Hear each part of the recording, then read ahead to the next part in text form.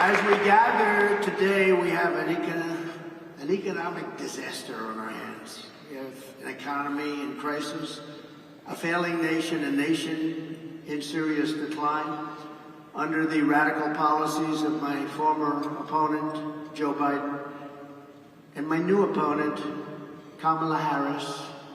1.3 million workers have become unemployed in the past 12 months. I don't know if anybody knows that. The typical American family has lost over $28,000 due to rampant and record-setting inflation. Credit card debt has reached the highest in history, with more than 1 in 3 Americans reporting they have maxed out their credit cards. They've maxed out. Families now need to earn an estimated $110,000 a year to afford a typical home, meaning 65% of households are locked out of buying just an ordinary house. Gasoline prices, grocery prices, electricity prices, mortgage rates, and virtually everything else are up 30 to 100% since I left office. 8.4 million Americans are now working second jobs, the highest in more than 30 years. The real wages of African American workers are down by over 6%, a short period of time. The real incomes from Hispanic men are down 6.6%, or $3,600 per year. And on top of that, African Americans and Hispanic American jobs are under massive threat from the invasion taking place at our border.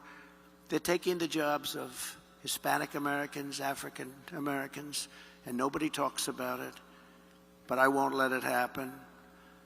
Yet after presiding over the border, the worst in history for any country, there's never been a border like this, 21 million people, we project.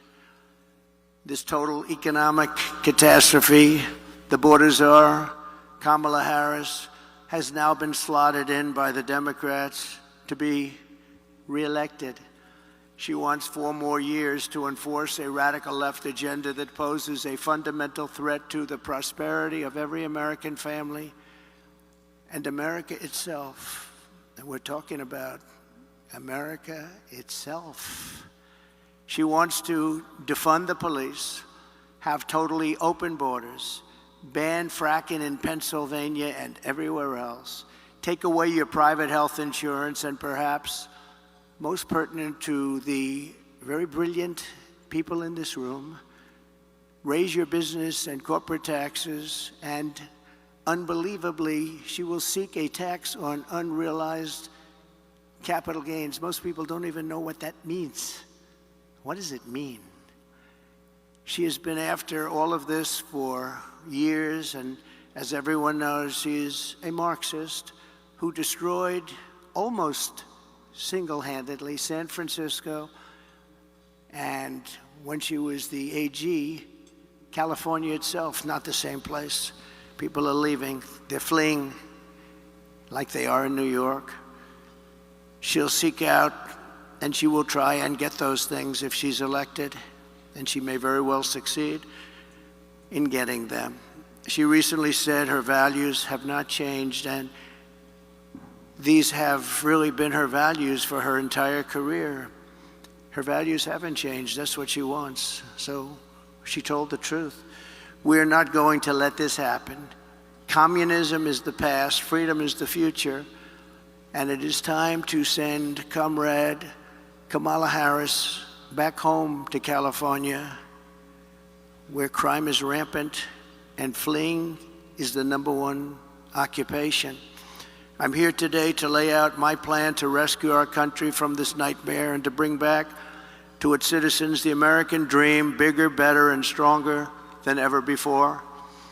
8 years ago, I came before you as a candidate for president and shared my vision to end the stagnation and return to rapid growth. That's what we did. As president, I am very proud to say that we accomplished something that nobody thought that was even possible. Before the pandemic, real median household income rose by $7,684. And even after the pandemic, annual incomes were up $6,400. The average American household saw a $197,000 increase in real net worth in 48 months. For the bottom 50% of households, average wealth more than doubled, increasing by 121%. Lowest income people benefited the most. After 12 years of decline, we added nearly 7 million new homeowners, never happened before. And in 3 years, we created 7 million new jobs, 260% more than projected when I took office. When I took office, they said you couldn't hit those projections, and we were 260% higher than what we said we could do. From the day I won to the day I left, the S&P 500 increased by 80%, and we did it all with virtually no inflation. We had virtually no inflation. Think of that. Who could believe that? I delivered the largest tax cuts and reform in American history by far, slashing rates for working families and cutting the business tax from the highest in the world. We had the highest in the world, 35%, and actually, when you add local and state numbers that were getting close to 50, but much, much higher, nobody's ever seen. We brought it all the way down to 21%, which everybody said was impossible to do. And I heard it from everyone. They said, you'll never be able to do that. And I got it down to 21%. I cut a record number of job-killing regulations. In 4 years, we cut more than any president in the history of our country, by far. I'm proud to be president of modern history to achieve a net regulatory reduction during my term, and it was a substantial reduction, and for every regulation we added, we cut more than 5.5 regulations. We unleashed American energy, and within 3 years had increased domestic oil production by 47%, and we were just getting started. The price of gasoline was $1.87 a gallon. Doesn't that sound good right now? We negotiated and renegotiated more than 50 trade agreements with other countries that were taking advantage of us, as they all do, to protect the American worker and to open foreign markets, and we did a great job. I ended NAFTA, the worst trade deal ever made in the history of our country, and replaced it with the USMCA, perhaps the best trade deal ever made in history. That's Mexico and Canada. I stood up to China like no one else before me. No one came even close. And I saved the US auto industry from obliteration with a 27.5% tariff on all Chinese cars that remains in place to this day. They want to take it off, but they can't, because number one, it's too much money, and number two, we would be invaded by Chinese cars on top of the other invasions that are taking place. Without it, our auto industry would be dead. And now I am going further. We will bring our automaking industry to the record levels of 37 years ago, and we'll be able to do it very quickly through tariffs and other smart use of certain things that we have that other countries don't. For 4 straight years, I fought for American workers like I would fight for my own family. I took care of our economy like I would take care of my own company. In every decision I asked, will I create jobs here, or will I be sending jobs overseas? Will it make America richer and stronger, or will it make our country weaker and poorer? I always put America first, every single time. And when our country was hit by the China virus, we saved the economy.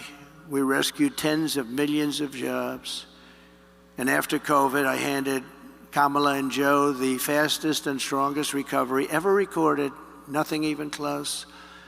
With 1.4% inflation, the 30-year mortgage rate was at 2.4%. and the highest stock market in history. This is despite the pandemic.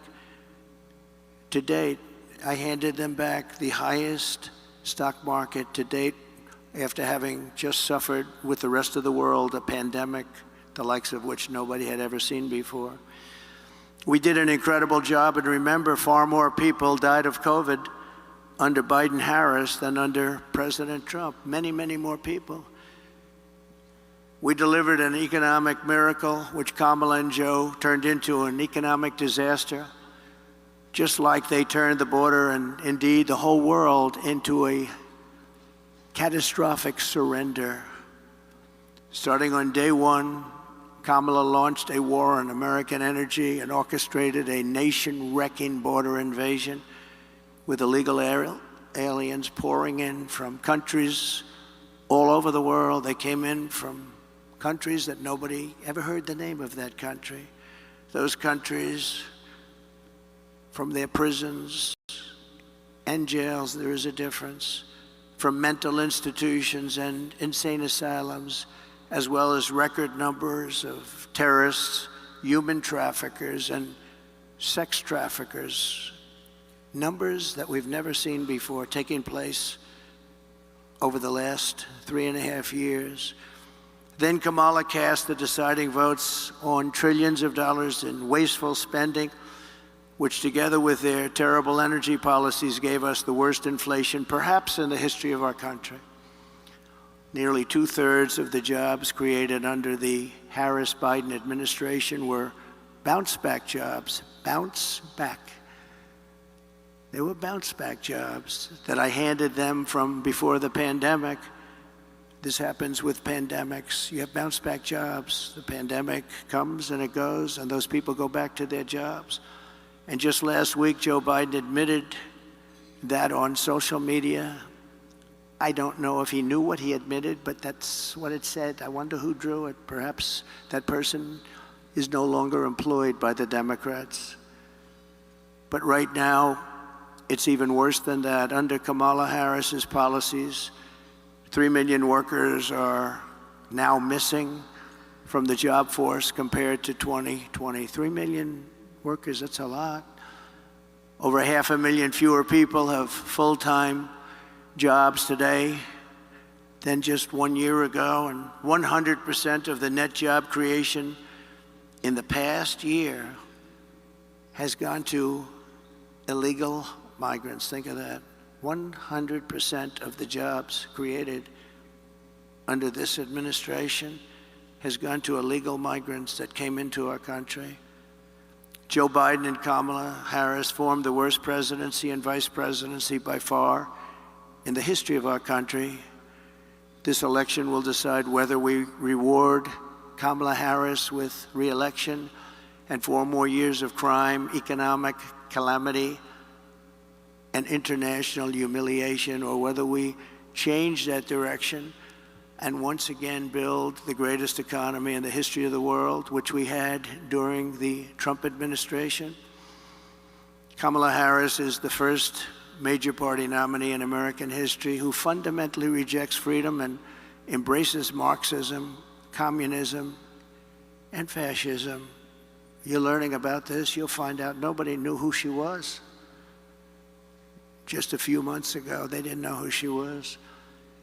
She is promising communist price controls, wealth confiscation, energy annihilation, reparations, the largest tax increase ever imposed, and mass amnesty and citizenship for tens of millions of migrants who will consume trillions of dollars in federal benefits and destroy Social Security and Medicare. They will be destroyed. They're already putting them into your Social Security and Medicare rolls. I am promising low taxes, low regulations, low energy costs, low interest rates, secure borders, low crime, and surging incomes for citizens of every race, religion, color, and creed. My plan will rapidly defeat inflation, quickly bring down prices, and reignite explosive economic growth. Kamala Harris will take more money out of American pockets. My plan will leave the typical family with many thousands of dollars more than they have right now. First, I will end Kamala Harris's anti-energy crusade and implement a policy of energy abundance, energy independence, and even energy dominance. We have more liquid gold under our feet than any other country, including Russia and Saudi Arabia. We'll be using it. My plan will cut energy prices in half or more than that within 12 months of taking office. It will be an economic revival of our country like no one has ever seen before. Energy was what caused our problem initially. Energy is going to bring us back. That means we're going down and getting gasoline below $2 a gallon, bring down the price of everything from electricity rates to groceries, airfares, and housing costs. That's why OPEC and the Arab nations, and we're very honored to have some of my friends here with us today from that part of the world, but they're working very hard despite being here, that I not be your president. They don't like me. Meanwhile, Kamala Harris can't bring down the price of anything because her energy policies are driving up the cost of everything. Everything is up, way up. Starting on day one, Harris and Biden opened up the Russian pipeline called Nord Stream 2, which nobody have ever heard of until I got involved and said, what about Nord Stream 2? And nobody knew what I was talking about. Largest pipeline in the world, Russian pipeline. But I had it closed. It was shut down. Putin was not happy. We shut it down. They came along, and the Keystone XL pipeline was shut down by them. So they shut down the Keystone, and they immediately gave Russia the right to start rebuilding the Nord Stream 2, the biggest pipeline you've ever seen.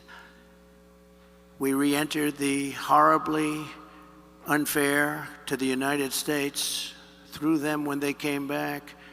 Paris Climate Accord, so unfair to us. We pay trillions of dollars. Other countries pay nothing.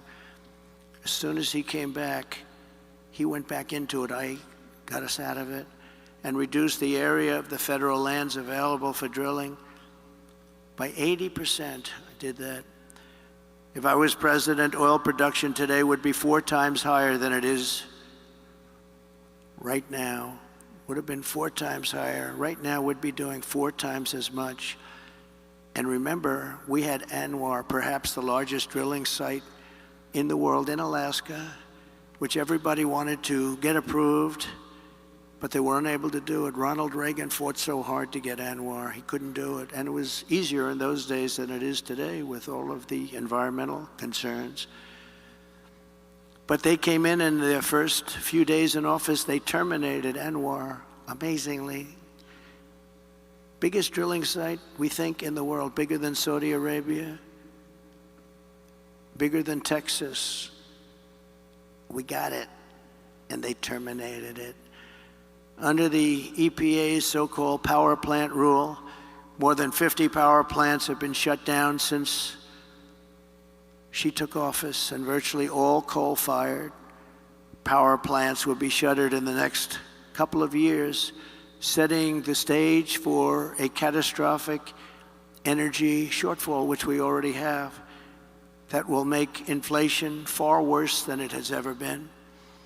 They want to close down our power plants, and we don't have power already to address this dire energy crisis that Kamala and Joe have created. I will immediately issue a national emergency declaration to achieve massive increase in domestic energy supply, which you're going to need. Electricity is desperately needed for AI. AI, controversial, but we got to be the top of it. And we would need, hard to believe, twice the electricity that we currently have right now for everything in order to be dominant And China is already building massive electricity producing plants. We haven't even thought about it. We will think about it, and I'll get it done on an emergency basis. So we'll be the leader in AI and every other form of technology. With these sweeping authorities, we will blast through every bureaucratic hurdle to issue rapid approvals for new drilling, new pipelines, new refineries, new power plants, new electric plants, and reactors of all types. Prices will fall immediately in anticipation of this tremendous supply that we can create rather quickly. And we'll be the leader instead of the laggard. Second, to further defeat inflation, my plan will terminate the Green New Deal, which I call the Green New Scam, greatest scam in history probably, a $10 trillion scam that we waste, we throw like throwing money right out the window. It actually sets us back as opposed to moves us forward. And rescind all unspent funds under the misnamed Inflation Reduction Act, which the Democrats agreed after it was approved that it wasn't for that purpose, it was for other purposes like giveaways. Kamala spent $7.5 billion to build 8 charging stations. Think of a charging station like a fuel pump with electricity coming out of it.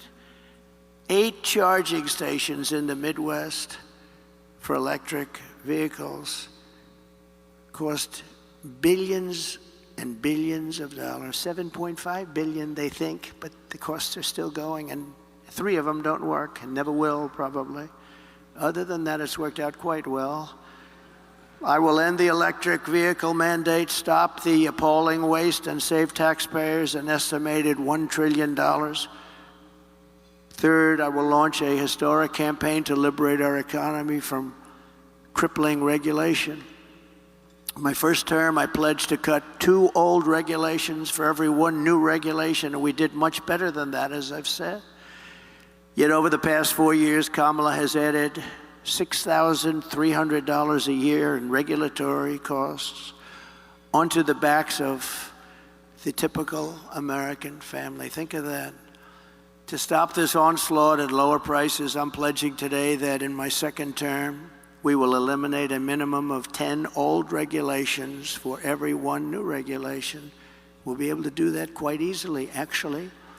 And instead of attacking industries of the future, we will embrace them, including making America the world capital for crypto and Bitcoin.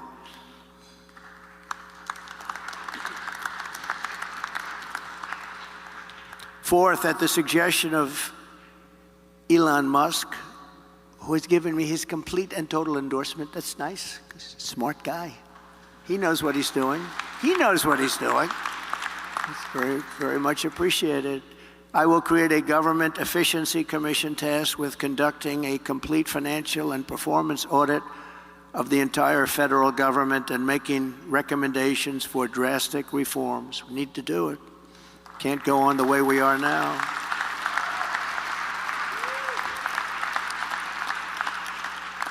And Elon, because he's not very busy, has agreed to head that task force. Be interesting. If he has the time, that'd be a good one to do it, but he's agreed to do it.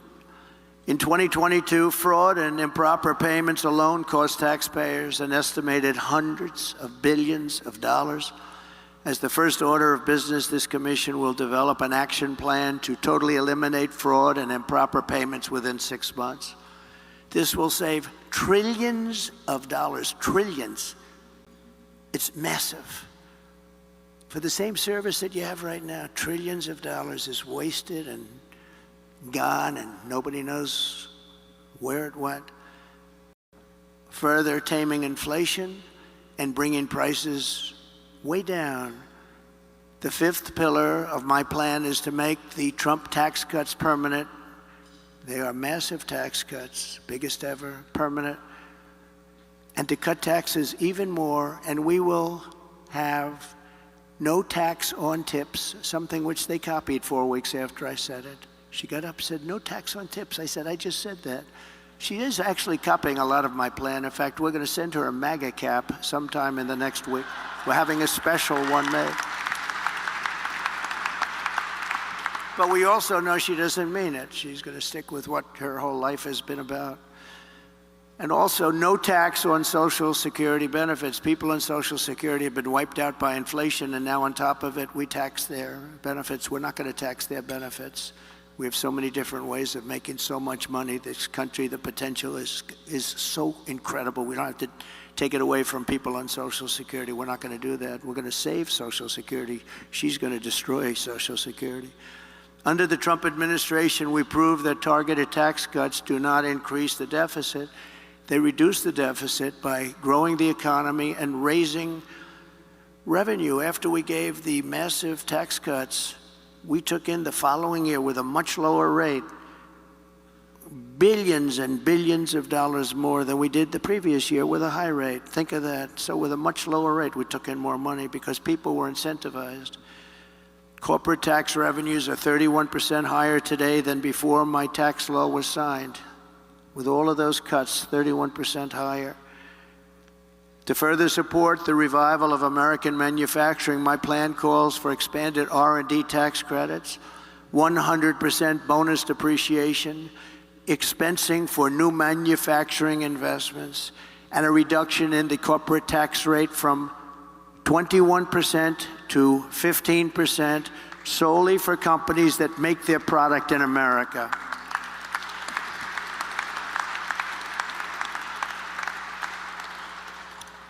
You have to make your product in America. If you outsource, offshore, or replace American workers, you're not eligible for any of these benefits. In fact, you will pay a very substantial tariff that comes in from another country, that's made in another country and comes in. There'll be a big tariff on that product because we want to make our goods in America, and most of them we can.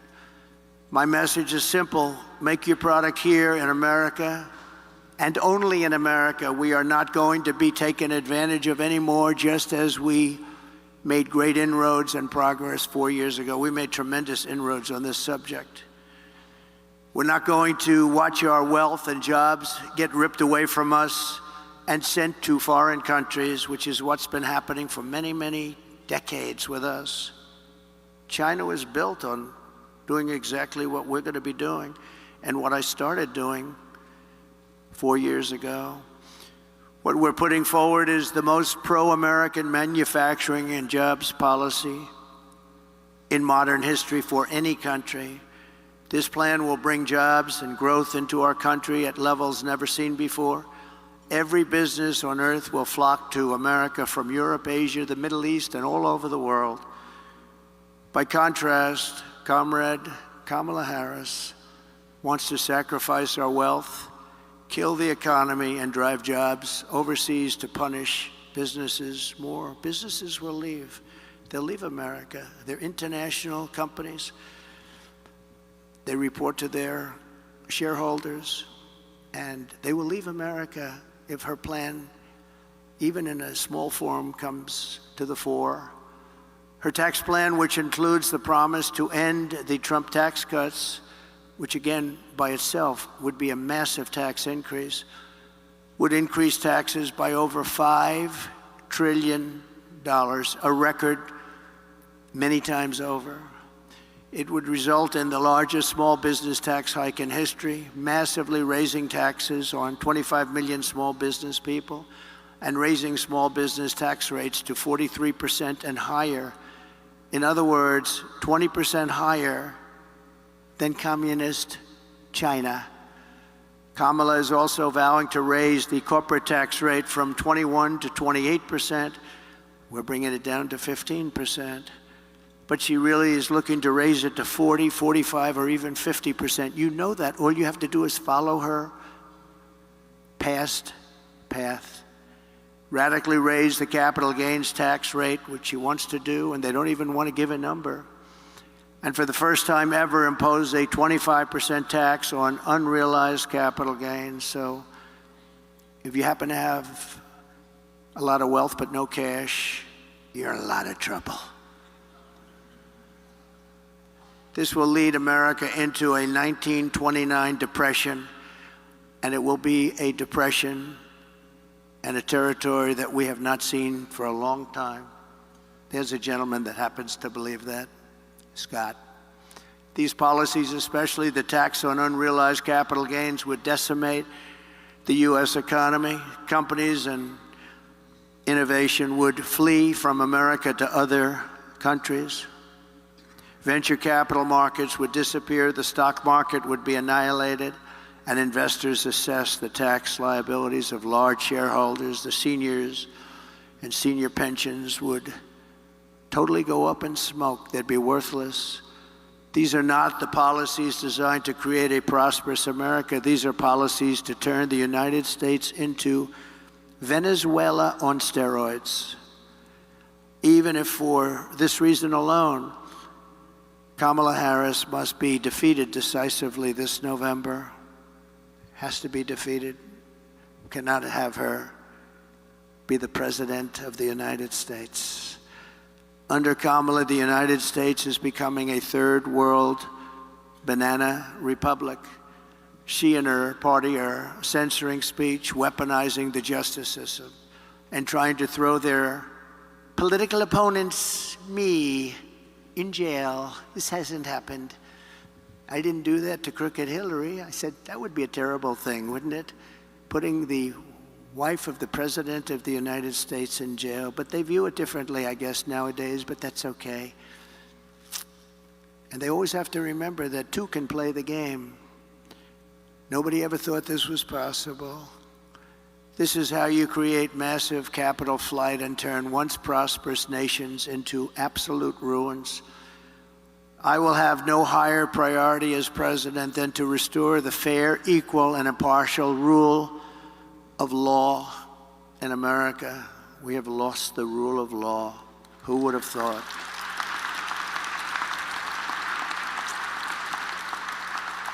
Number 6, under my leadership, America will encourage domestic production instead of punishing it. As you know, our country's vast manufacturing wealth was created at a time with very little domestic taxation, few regulations, and most revenue came from tariffs from other countries. That was when we were at the wealthiest ever, proportionately. We were the wealthiest country ever during those days. That was before income tax came along. Now we foolishly do the opposite. We impose lower tariffs and no tariffs on foreign producers. We have the lowest tariffs of any nation in the world, and we relentlessly punish our own companies for doing business in America. You do business in America, you're punished tremendously. I had many, many companies come to me, sir, I can't compete. They're sending kitchen cabinets, washers and dryers, everything. I can tell you, every motorcycles, they're sending them here, sir. We can't compete. And I made it so they could compete and thrive. Every one of those people, we should get them up and talk to you one day, because every one of those people comes up to me, and every time I see them, they hug me, they kiss me, they love me, because I saved their businesses. I intend to reverse this model and once again turn America into the manufacturing superpower of the world. We can do that just with being intelligent. The key to this effort will be a pro-American trade policy that uses tariffs to encourage production here and bring trillions and trillions of dollars back home. And you know what? We deserve it. We've been helping other countries get rich at our expense. For the last 50 years, we've been pouring our money into other countries, getting nothing for it. We protect them militarily. We do so much for them. We get nothing. My plan is that if you open your factory in Wisconsin, Pennsylvania, Michigan, Minnesota, anywhere else in our country, you don't pay a tariff tax. You don't pay a tax. You can make the product here. But if you move your production outside of the United States and send it back here, which people are doing now, and I stopped it cold, but they've changed that already, then you'll have to pay a very substantial tariff to get your product back into the country. The result will be that everybody in the world will want to be here, and they want to produce here. They're going to want to produce their product in America. It's going to say made in the USA. We will be able to build ships again. We will be able to build planes again. We will be able to build our military again from within, all from within. We will create the biggest, greatest, and strongest middle class in the history of our country. We will have tens of millions of high-paying jobs in manufacturing, transportation, defense, as well as all of the sales and support of export jobs. Our auto industry will be the biggest beneficiary. In short, it will be a national economic renaissance just by using our heads, by being smart, by not letting other countries take advantage of us. They've been doing it for so long. It's so sad to see. And I know them all, and they laugh at us behind our back. They can't believe how stupid our leadership has been for so many years. We will ensure that the United States has a giant steel industry, an aluminum industry, a manufacturing base, and a defense base. We want an industrial base that can take care of our defense needs 100%. And you can call it what you want. Some might say it's economic nationalism. I call it common sense. I call it America first. This is the policy that built this country, and this is the policy that will save our country. In the words of a great but highly underrated president, William McKinley, highly underrated, the protective tariff policy of the Republicans has been made and made the lives of our countrymen sweeter and brighter. It's the best for our citizenship and our civilization, and it opens up a higher and better destiny for our people. We have to take care of our own nation and her industries first. In other words, take care of our country first. This is when we had our greatest wealth. He was assassinated, and he left his group of people that followed him. Teddy Roosevelt became a great president, spending the money that was made by McKinley. So McKinley got a bad deal on that one. He built tremendous wealth. They had the Tariff Act of 1887, and they had a committee that studied, what are we going to do? They had a big problem, a problem like I hope to have with this country someday. So much money was coming in from foreign countries that they didn't know how to spend it. They had no idea. So they set up a committee. We'll set one up with the people in this room. How do we distribute the wealth that we have? And Roosevelt built dams and built railroads and did national parks. But he did it with the money that was made with tariffs from McKinley. So you have to remember that. Very highly underrated, a very underrated president. Let's give them both credit. Smart tariffs will not create inflation. They will combat inflation. I had almost no inflation, and I had the highest tariffs that anyone's seen, and they were going a lot higher. Foreign nations will pay us hundreds of billions of dollars, reducing the deficit and driving inflation down. It'll largely reduce our deficit. In my first term, we imposed historic tariffs with no effect on consumer prices or inflation. The anti-tariff people, many of them, I believe, honestly work for these other countries in some form, get tremendous amounts of lobbying money and other money because it doesn't make sense what they're saying. But we had no inflation, and we had protection, and I saved so many industries. I saved the steel industry. But Biden and Harris are letting it go. They're letting it go. It's so easy to keep.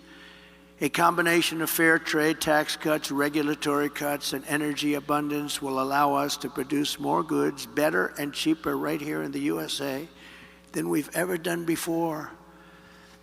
And foreign nations will respect us again. I got along great with foreign nations, and I taxed the hell out of them. And they liked me. Maybe they respected me.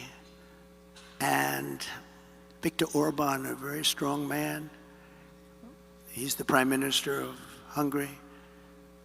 He said the only thing missing from the world right now is President Trump. He kept the world safe because everybody was afraid of him. I don't like that term, but that's the term he used.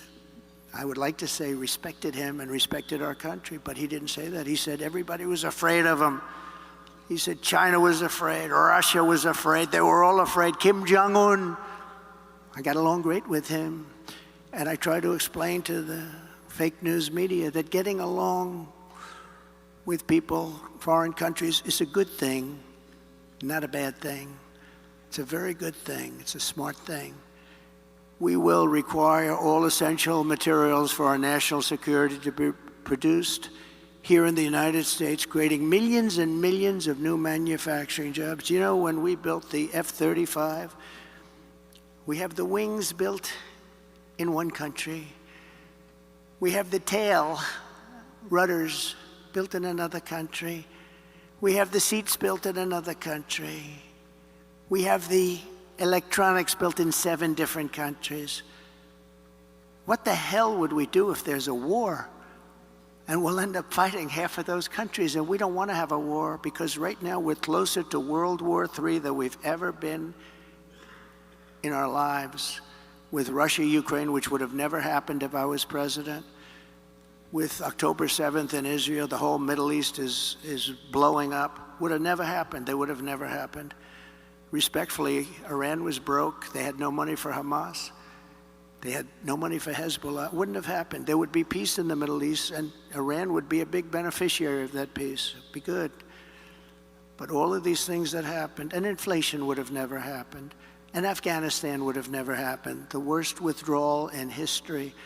I believe the most embarrassing moment in the history of our country. In fact, that's what caused President Putin to go into Ukraine.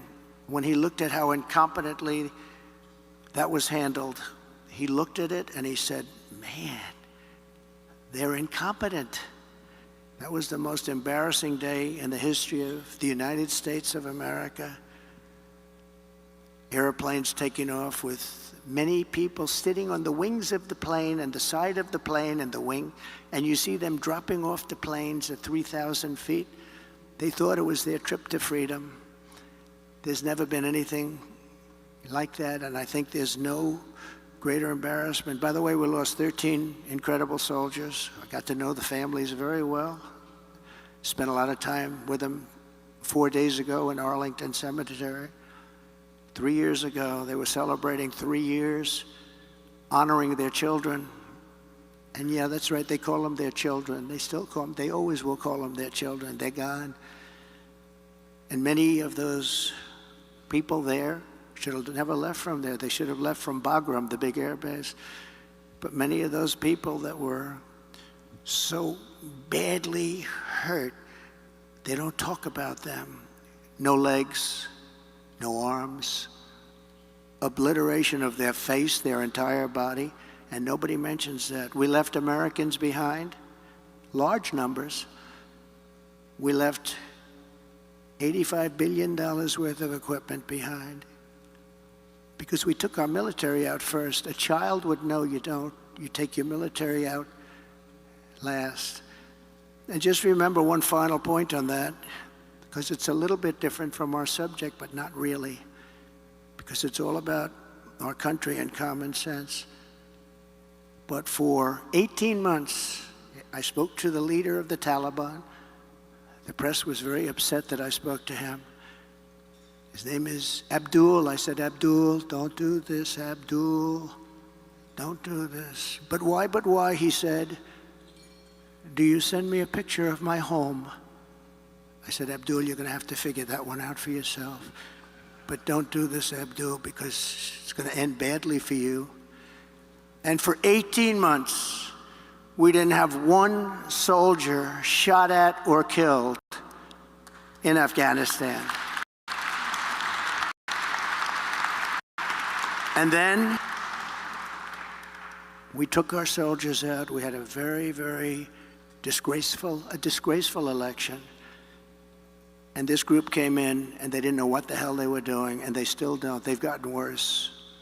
You know, with experience, you're supposed to get better. They got worse. They're worse now than they ever were. And we're going to turn our country around. We're going to become a major producer of rare earth minerals. We're going to create jobs and making it really, and us, truly self-reliant. Remember the rare earth where we have to go to China. We have sites that are tied up with more than anybody else has. They're environmentally protected. We have sites that are phenomenal, everything you want in terms of rare earth, and we can't use them because of environmental protection. But we're going to end that very quickly as soon as I get to office. We will make housing much more affordable. As inflation is tamed, interest rates will dramatically fall. They'll be down very, very low. We'll get them down. We had them down to 2.4% and even lower than that for a period of time. Reducing mortgage rates is a big factor. We're going to get them back down to, we think, 3%, maybe even lower than that, saving the average home buyer thousands of dollars per year. They can now go out. Young people will be able to buy a home again and be a part of the American dream. We will eliminate regulations that drive up housing costs with the goal of cutting the cost of a new home in half. We think we can do that. The regulations alone cost 30%. Regulation costs 30% of a new home. And we will open up portions of federal land for large-scale housing construction. These zones will be ultra-low tax and ultra-low regulation. One of the great, really small business job creation programs it will be of all time. We're going to open up our country to building homes inexpensively so young people and other people can buy homes. You can't buy them anymore. Millions of Americans will take part in setting these safe and beautiful communities, reviving the frontier spirit, and really, as I said, reviving the American dream. It's about the American dream. It's all about the American dream. We don't talk about American dream with these people in office. They don't want to talk about the American dream because they're the exact opposite. They're the exact opposite. We also cannot ignore the impact that the flood of 21 million illegal aliens has had on driving up housing costs. That's why my plan will ban mortgages for illegal aliens in California. They're passing a law where they're going to give illegal aliens money to buy a house. But our soldiers, our veterans that are laying on the streets, they can't have them. You have soldiers right now laying on the streets of different cities, all Democrat-run. They're laying on the streets in front of hotels, in some cases luxury hotels, and you have illegal immigrants coming in and living in those hotels and laughing at our soldiers as they walk by into a luxury lobby. Is there something wrong with that thinking? Is there something wrong with our country? If Kamala is allowed to continue to let our country be invaded, we will face a fiscal Armageddon. These migrants are consuming hundreds of billions of dollars in benefits. You saw in Colorado this week a group from Venezuela, rough ones. They took over large sections of a town, large sections of an area of Colorado, Aurora. Has anyone been there? I think you'd better stay away for a little while. They had AK-47s, the ultimate guns, AK-47s. They can blow lots of people away real fast. And the sheriff didn't want to touch him. Nobody wants to touch him. Sheriff, there's 18 Venezuelans attacking my building. Would you please come over and straighten out the situation? He's got a deputy. You know what they say? Well, no thanks, let's call in the military. They're taking over. And I said this 4 years ago when I realized they wanted open borders. And it's happened. It's happening now in Chicago. They're taking over sections of Chicago. What's happening in New York and Los Angeles and many other cities is not even describable. They're tough. They're tough and they're smart and they're vicious. Don't forget, they come from the prisons and they're the bad criminals on the streets. Caracas, Venezuela, has almost no crime. Next year, I'm going to suggest that the Economic Club hold its meeting in Caracas because we'll be safer than we are in our country if they win. We'll be far safer. But crime in Venezuela is down 72% because they've taken all of their criminals off the streets. Not all of them. They still have some left, but they're coming in rapidly by bus and by plane. They're coming into our country, and we're dumping them in our country. And they say, if you come back, we will kill you. And they're not going back. We got them. But they're going back if I'm president, I guarantee you that. They're going back fast. And now Kamala wants to give them food stamps, housing assistance, welfare, Medicaid, Medicare, Social Security, and destroy all of those programs. You will destroy those programs. That is why I will ask Congress to pass legislation barring all taxpayer-funded benefits to illegal aliens. And by the way, when you do that, they won't come. They're coming now because they realize they've never seen wealth like this. They're getting things that they could never get. They're coming for that reason. If you stop that, you'll be dropping the flow by 80%. I think that they're coming because they're taken care of. Let's put them in a luxury. Let's put them in the Waldorf Astoria. That's a nice place.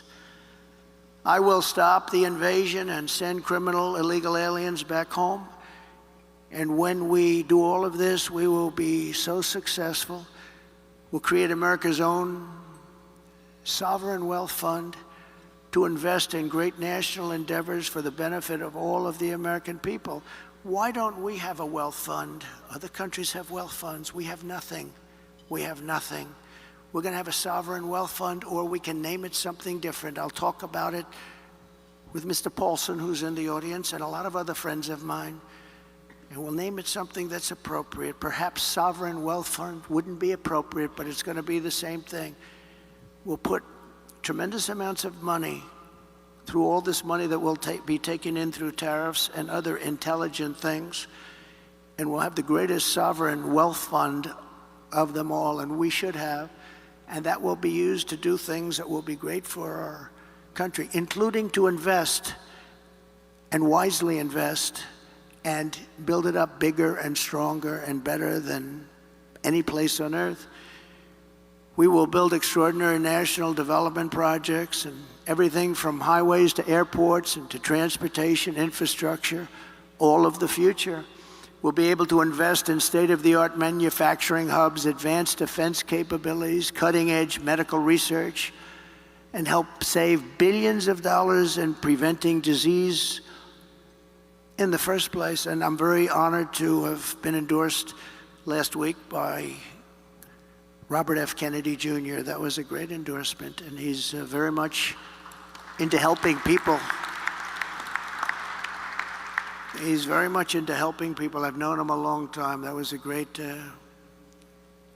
thing when he did that. That was not easy for a Kennedy to be endorsing a Republican. That was not easy. But these are not Democrats. These are radical left lunatics, and you can't let them run your country. We will invest in new and modern agricultural techniques so we can have safe, healthy, high-quality foods for our families. That's where Bobby is so interested, foods. He says we're putting a lot of bad foods in our body. You look at other countries which do far less, and they're actually much healthier than we are. This wealth fund will return a gigantic profit, which will help pay down national debt. We're going to work on national debt very strongly, by the way. We're going to have so much money coming in. We're going to work on national debt. We're at close to $36 trillion right now. We're going to work on getting it down. And it is many of the people in this room who will be helping to advise and recommend investments for this fund. This is how we will end the era of inflation, mayhem, and misery under Kamala Harris, the worst vice president in the history of our country, and unleash a new era of safety, prosperity, and success for our workers, our families, and our businesses. And I've done it before. We did a great job, and now we really know our job well.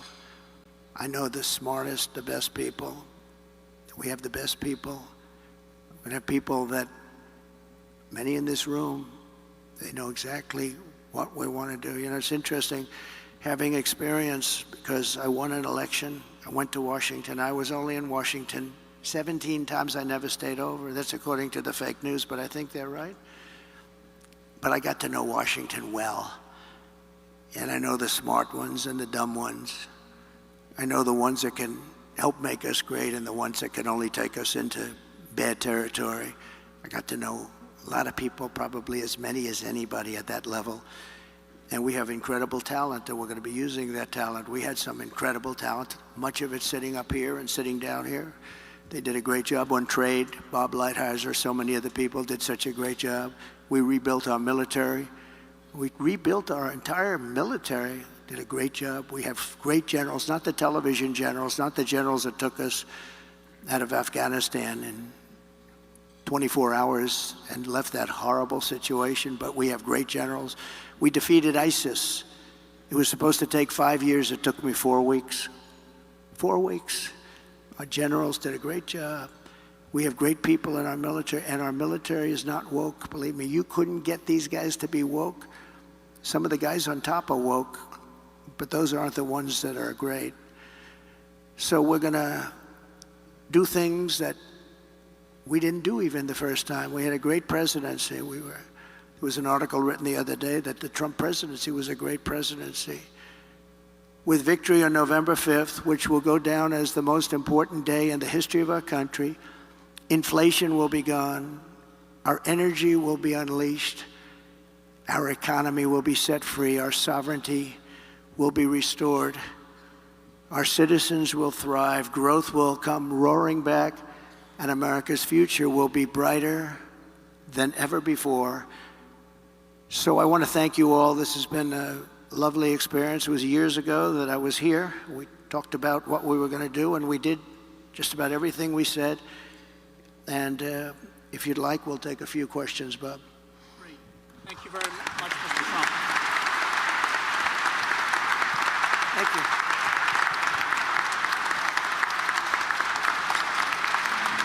Thank you very much.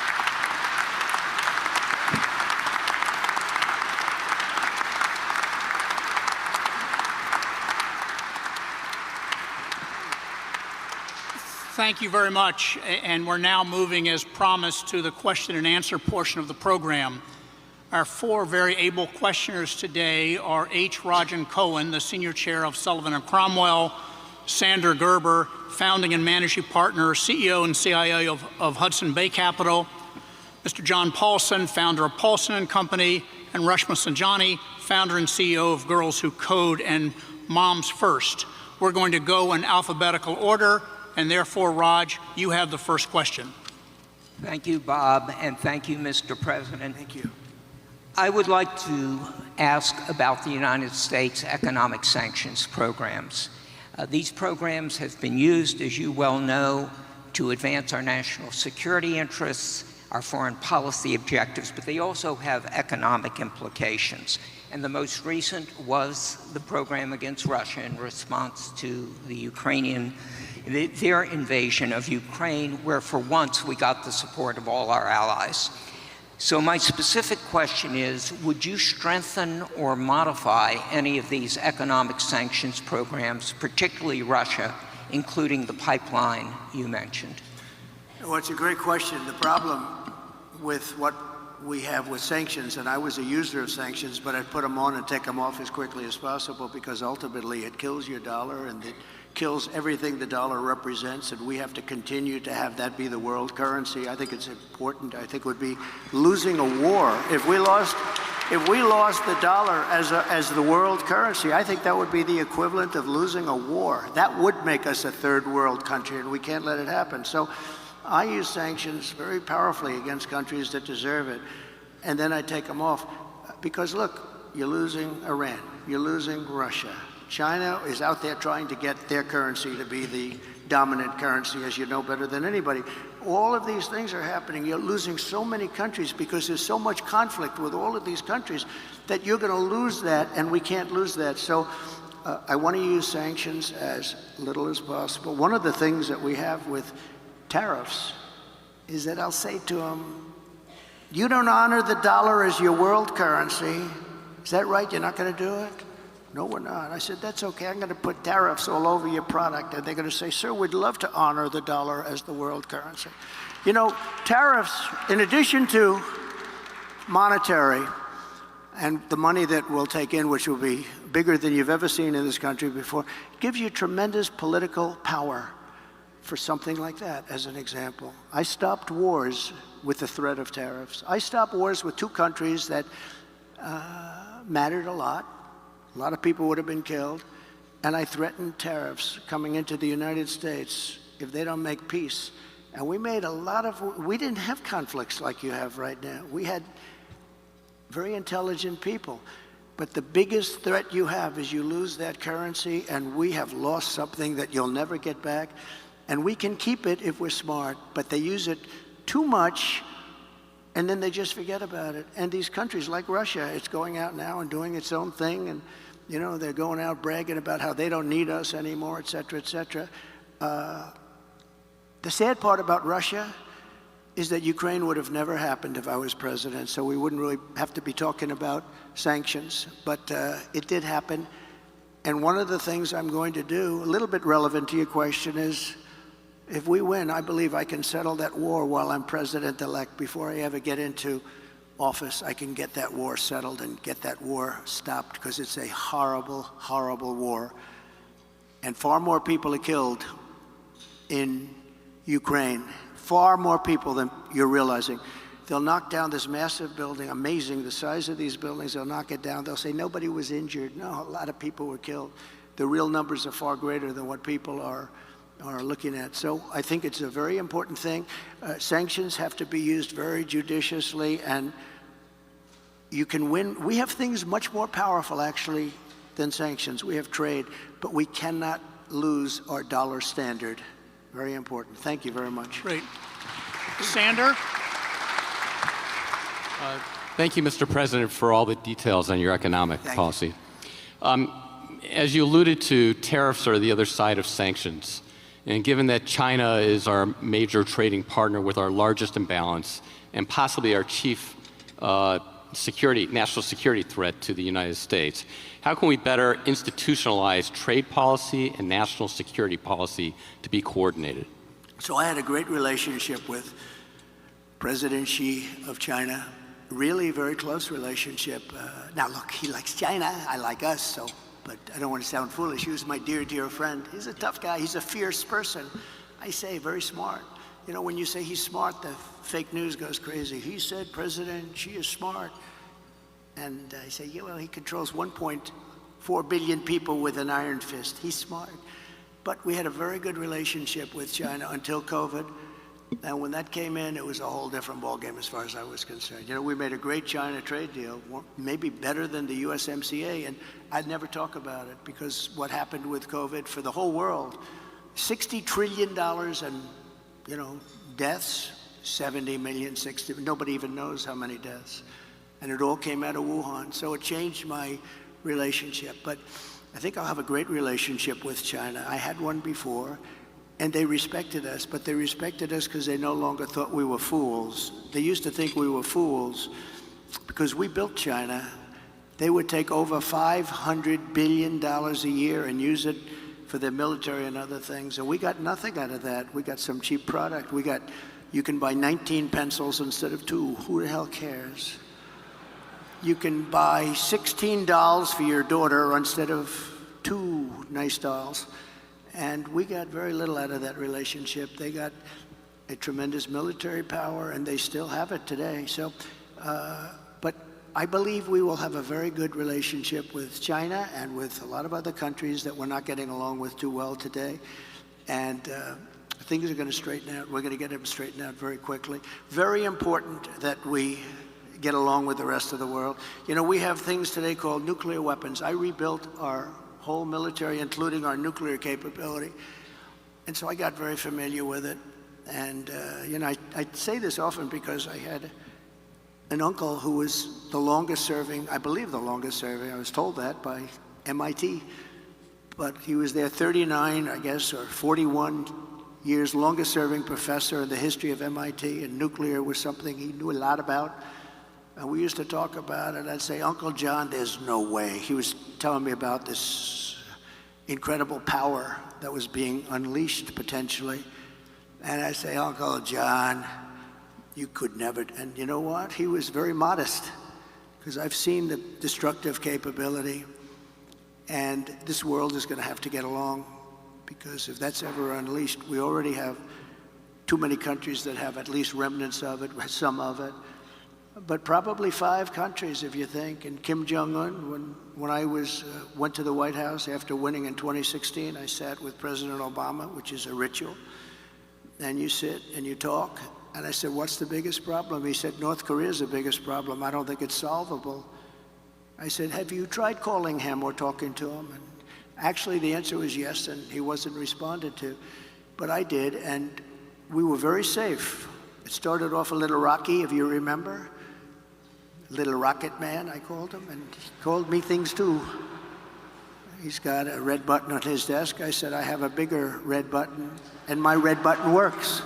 I said, and then it started getting a little nicer, and then one day I got a call that they'd like to meet, and it was a great thing. We had a great meeting. We had 2 meetings, actually 2 great meetings, summits, and we had no problem with them. Now they have a problem because they're not liking this administration. They don't respect this administration at all.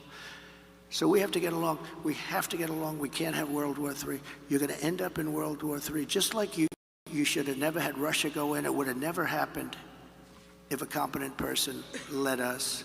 It would have never happened. He led them into it. And I'm not blaming Biden. But you know what?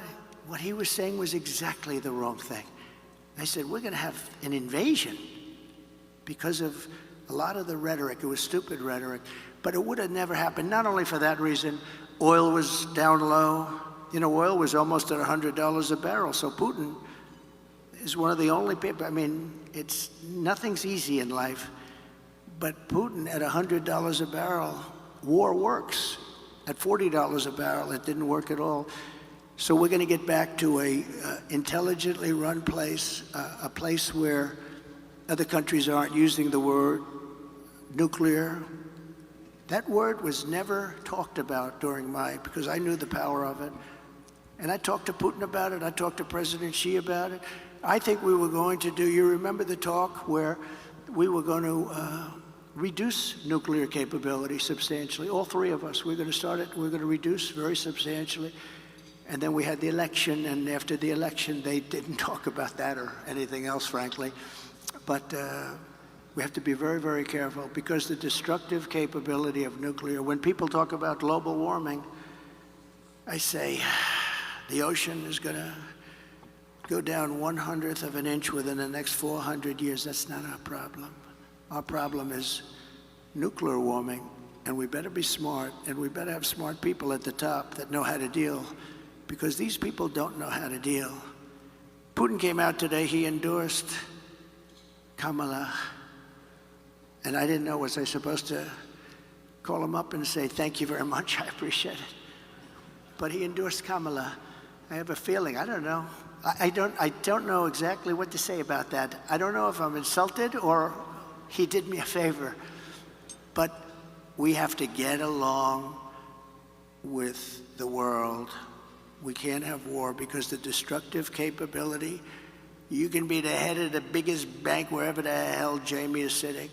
You can be the head of the biggest bank in the world, and a couple of nukes and your bank doesn't mean a thing. You gotta get along. This is such an important job. It's a dangerous job too. Very dangerous job. If you look at statistically, being president is very dangerous. That throbbing feeling I have. Oh, that throbbing feeling. No, it's a very dangerous job, and you have to do it right. And if you don't do it right, bad things will happen to the world. Things like you've never seen before. Okay, thank you very much. Thank you. Thank you. John Paulson behind me to your right, Mr. President. Hi, John. First, let me thank you for your presentation today. President Trump, in the last fiscal year, the fiscal deficit under the Biden administration was approximately $2 trillion. Under the policies you've announced, the deficit would come down from items such as increased revenues from tariffs, as well as eliminating the tax incentives for the Green New Deal. These gains would be mitigated by decreases in revenues from policies such as no tax on tips.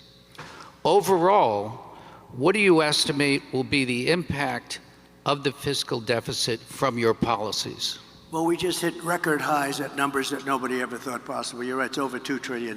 Nobody thought that was a number that was, I mean, you could go back 4 years, nobody thought a number like that would be possible. It's crazy, it's like, it's just horrible, actually.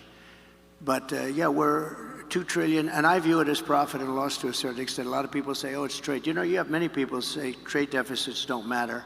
I think they matter a lot. I think they matter a lot. We're going to have tremendous growth. What I'm talking about is all about growth.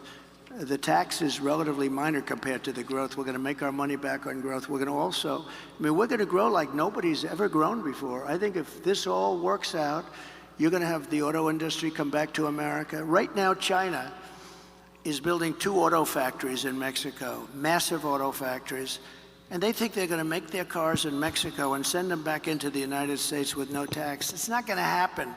Under this administration, it's going to happen. And they wanted to do that during my administration. I said, if you do it, we're going to put a 200% tariff on every car, and you'll never be able to see it. There will never be one car coming across our border.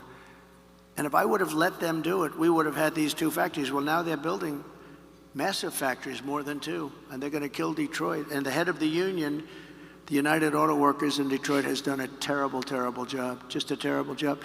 But we're going to bring tremendous growth back. And remember, we're also taking in a certain percentage. I won't name the percentage today, but it'll be a certain tariff percentage, which will be higher than people had heard in the past. And we will be bringing in billions and billions of dollars, which will directly reduce our deficits. Okay? Thank you very much. Good job you've done, by the way. Very good. Thank you. And the final question, Resma, is to you. Thank you. President Trump, you talked about how the increase in the price of food, gas, and rent is hurting families. But the real cost that's breaking families' backs and preventing women from participating in the workforce is childcare. Childcare is now more expensive than rent for working families and is costing the economy more than $122 billion a year, making it one of the most urgent economic issues that is facing our country.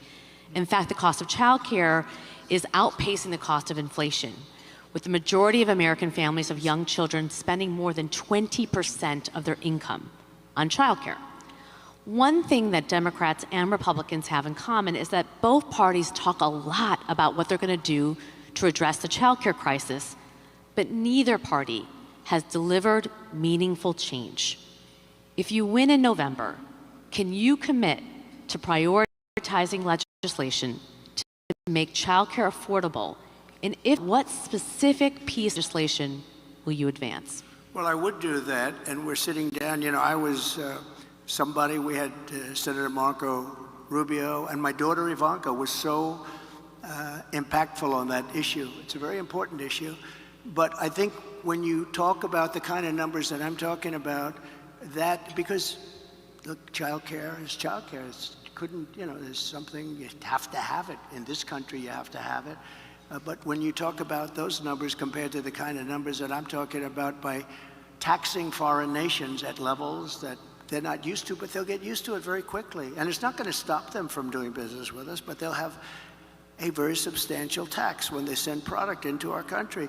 Those numbers are so much bigger than any numbers that we're talking about, including childcare, that it's going to take care. We're going to have, I look forward to having no deficits within a fairly short period of time, coupled with the reductions that I told you about on waste and fraud and all of the other things that are going on in our country.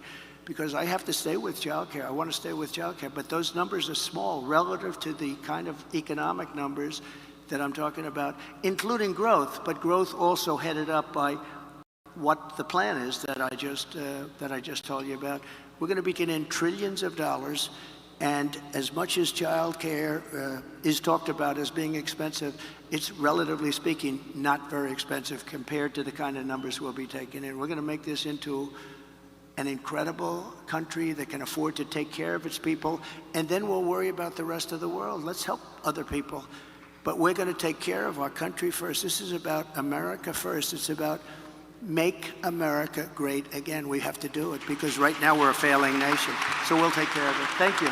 Very good question. Thank you. Thank you, Bob.